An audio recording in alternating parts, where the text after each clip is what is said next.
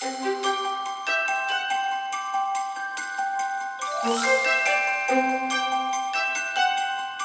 good afternoon, sir. Good afternoon, Lucky. Teaching kind of found me. I lost both my parents within 3 months and went through a divorce. I found myself having to switch careers just because of my life circumstances. And I was sitting out in front of my children's school, and our superintendent walked out and she said, "You are a natural born teacher." Went back to school, was working a full-time job, going to school full-time, and received my master's degree, and it's the best decision, and I've loved every moment of it since then, and that's been about 11 years ago. The Snowman idea came when I was in a classroom reading to a group of students, and when I talked about snow and sledding and going sleigh riding, they all just had a look on their face like they had no idea what I was talking about, because we're in Florida. It has not snowed here in a long time. So when I was home back in Kentucky with my sister for Thanksgiving, I told her this story, and I said, if it snows and you get a good snow in Kentucky, I want you to mail me a snowman.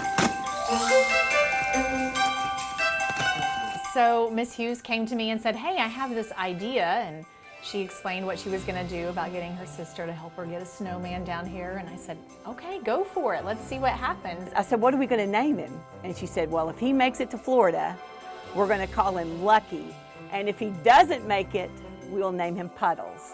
So she packed him in the box. We shipped him overnight. We tracked him via UPS, and at 10:30, he arrived at our school the next day. And I can't tell you the excitement. I was quivering when I was opening the box. I could feel that it was cold, and I was just quivering, and I opened up the box, and I peeled back the foil. He made it. He made it. He made it. They fell in love with him, and I would take him to a couple of classrooms, and then I would have to take him back to the freezer.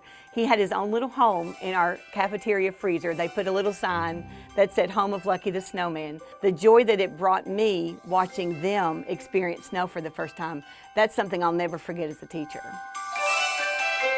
Every major news affiliate, all the affiliates, iHeartRadio, all the way across the United States. I was interviewed by iHeart, K-Love Radio.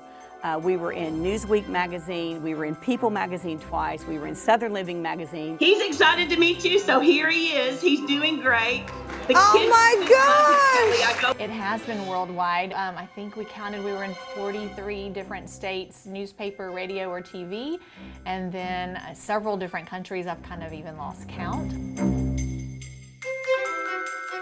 It is a lesson, not just for our students, but it's also been a lesson for our teachers, that no idea should be ignored. You should explore that idea and see where it takes you, because you never know what new doors that one idea could open for you or your students. We'd always planned to melt him on Earth Day because I wanted the kids to truly have a lesson in life. I had purchased a raised flower garden, and I had dirt placed in the garden, and it was hard. I'm not gonna lie, it was a very hard day. I waited till all the kids left school, and I just brought him out. It is hard in just a little plastic container. And as I'm planting the flowers, I look over and he's melting, and his little blueberries are falling off, and his carrots falling off. He's a good snowman. Just wanted you to see him. I want them to see me become emotional, because kids need to experience those things. They need to understand emotion. And for them to see me become emotional about that, I think it's just important that people need to feel. And I think the snowman, he definitely caused me to feel, because I was very attached because of the joy that he created for people. Kind of sparked me and fanned the flame in me to make me want to be a better teacher and be a better human being, and to be kinder and gentler to people. Lucky is in our flower garden, and the kids will tell you that.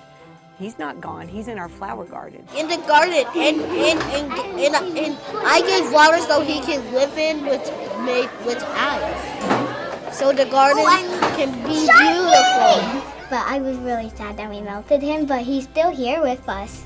He's in the garden. He's in the garden. And the little lucky topiary. I mean, it's just sweet to go out there and see him. And I pass by every morning when I come to work, and it's just sweet to be able to see him and to see the different flowers. You know, he lives on through that garden, and that's what kids need to understand. It was just a great lesson for them. But yet, the bigger piece was just how it was just so good for all of us.